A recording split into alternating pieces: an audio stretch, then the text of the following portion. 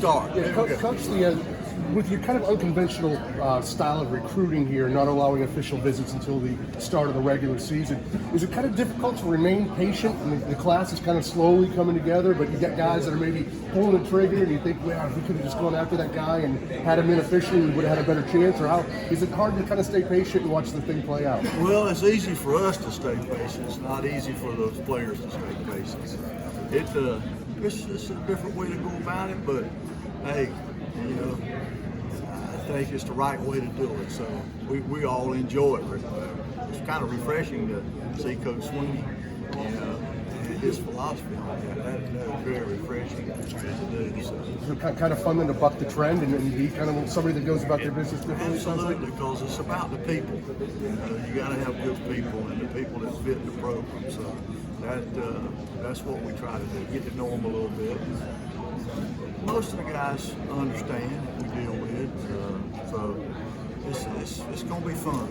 And I guess if you're patient with a kid like that doesn't make a rash decision to commit, you kind of get a better feeling. I would imagine that hey, these guys are really all in for, you know, with lack of a better term, with us, and they're not just picking us because hey, I got a Clemson from off from. That's the way we like them. Hey, do your research. We're going to do ours. You do your research, and you know, make your decision. And they know how we stand on it. It's pretty neat. Good question. Hey, Robbie, you got a bunch of guys this year. You got some depth you've built over the last couple of recruiting classes, but some guys like Taquan Johnson, Brennan Tucker, Brian Tucker, those are a couple of guys I'm really interested in seeing how they develop. What did you saw out of those guys so far this spring, especially Taquan? They say they haven't, you know, because I watched a little bit what we can do. We can't work with them, but they say they're running really well, which is big for Taquan. You know, he weighs about 350, so making all his running times, really progressive. I'm getting great reports through the strength staff and through our upperclassmen who I got some really good leadership in that room now. And it's exciting to see. So getting good reports on both of them. We got bigger, we got stronger.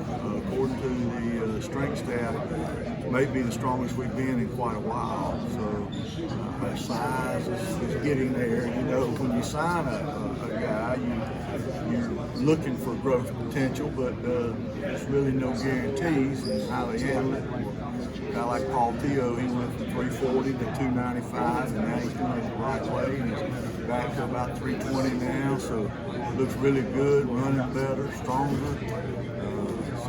The strength and conditioning, that's one of the things you got to do with all those kids when they come in is get rid of that bad weight, then build them back up with a good weight. Particularly for offensive linemen, and nobody does it better than our strength staff. You know, it's so important. You got to enjoy the weight room if you're one of those guys. You know, skilled people, they might get by on athleticism or something, but you know, we got to have some bulk about us and some strength about us. And, you know, someone that was missing. It's come along. You know, not having a summer to live, COVID, this and that. We don't use excuses. We did what we did, and you know, we had several guys that limped to the finish line, and really my hat's off to them for sacrificing, you know, to do that. We just mentally didn't have some people ready. We had some that missed a lot of work from either COVID or COVID contact. Had as many as 48 days from spring to end of camp. Taquan comes from a wrestling background, and that usually transfers pretty well to the guard center areas. Is something you saw as well? Another question on Linthicum, the new center guy. What are you seeing at him? He came into camp looking pretty good. Yeah, he's got a lot of work to do. He hurt his wrist, and he's behind there a little bit. You know, missing some work, but he's got great potential. So does Taquan. You know, the thing with Taquan, he's only played defense, and you know, it's just not something that's natural anymore, just to move right over it. You know, when I started, we didn't recruit anything with defensive line. Why? Because they play both ways. Now kids don't play both ways anymore. And then you find the exception like Tristan Lee and Dietrich Penny. They did. So, you know, they could adjust to it really well. So. both played some tight end, particularly Dietrich, a little more used to being on offense, and it's exciting. Is Hunter one of the biggest centers you've ever had here? Yeah, that's kind a of good funny. point. He's 6'5" about- center walking he's up the line. And he's 320. Yeah, he's huge. So I mean, it's the first thing I noticed. The spring ball was. It's good. He walked up the line. He's weird looking. Justin Falcinelli, I think he probably weighed 315 maybe. Tommy Sharp. But you know, he didn't. Justin wasn't that tall. Yeah. It took him a little while to get used to it, but when he did, he was really good. So that's what I'm hoping for. You know, Hunter played a little bit of everything in high school, and his program was Foster coach in the middle of the season, a lot of different things. So he had a lot. He got moved around and filled in some places where they had a need. So.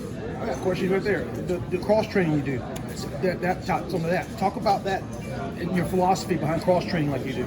Well, you know, two things. You never know when an injury is going to occur, and you got to have depth. And to get your best players on the field, you know, we have 4 lines, counting all our guys, but they might not be the best at that position. So when we get the best guys on the field, it shouldn't be shocking to them, because they should have a rep or two, you know, at it before. So, like this year, Matt Bockel's been working on center, you know, so shouldn't be, if we had to have him at center, you know, then we got a guy ready at guard. Marcus Tate came in here as a freshman. He's played tackle and guard already. So, some can handle it, some can't, and that's kind of when the maturity, you know, everybody matures a little differently, so you never know. Marcus, a bit of a surprise for just kind of where he was in the spring. Physically, I kind of thought, you know, he might be close to that, but mentally, I had no idea. And not only did he come in and learn football well, he had 4 others, and he should still be in high school. So that may have been the first time I've had that 4 a mid-year guy who still stood be in high school. So pretty cool.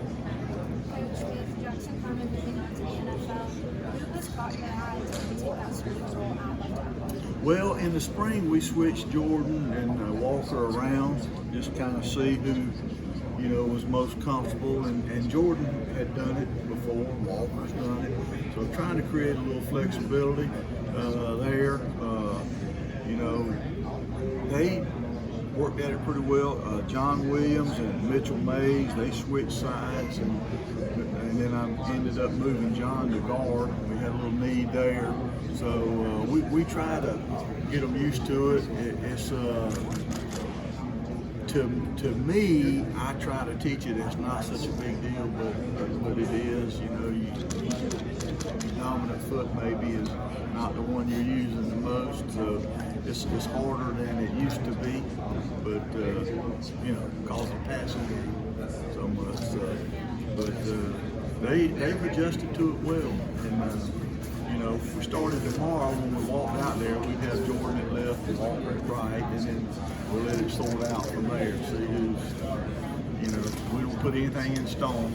Everybody earns their keep every year when we start over. How do you feel about the tackles behind those two right now? Obviously, spring was about developing depth there. Mitchell Mays made a great deal of progress there as well. You know, we, like I said, had John Williams working there some, and he worked at guard. Paul Teo does both guard and tackle. And now that you know, Paul's got that both headed back, he's very strong in there at guard. He gives a little more size. So, you know, Tristan Lee and Dietrich Pennington are both. Dietrich is a guy that can play both inside and out. From what I've seen, obviously I haven't worked with him. And Tristan, probably a little more tackle and inside, but hey, you know, at 320 something, I wouldn't be surprised if he couldn't play at all. Compared to Tristan as he came in to where Jackson came in at the same time, the freshman year, where they're at right now? That's a good question. You know, I would say just looking at him, comparing from high school to high school, Tristan might be a little more athletic just because he's lighter. You know, people forget that Jackson came in here weighing about 380 and had to get down, but he was like a dancing bear with, you know, at 380. He had great feet. Learning. Tristan has been in a three-point stance more at this point in his career than Jackson had. So that's a little bit, you know, if you had to move inside, that's a little bit more beneficial. Being in the stance play. A little different.